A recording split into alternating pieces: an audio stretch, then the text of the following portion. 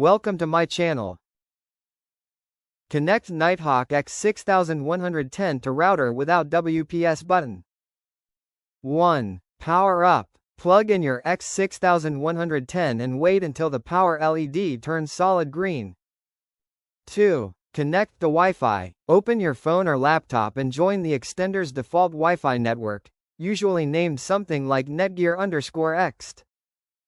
3. Open browser. Launch a web browser and type www.mywifi.ext.net in the address bar. 4. Log in. Enter your username and password if prompted. If it's your first time, leave it blank or follow the setup instructions on the page.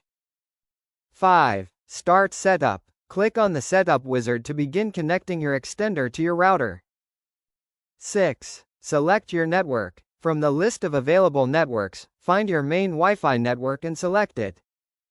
7. Enter password. Type in your Wi-Fi password carefully to make sure the connection works smoothly.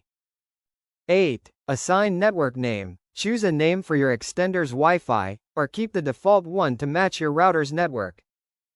9. Confirm settings. Review all details and hit apply to save the configuration. 10. Wait for LEDs. Watch the LEDs on your extender. They should turn solid green when successfully connected.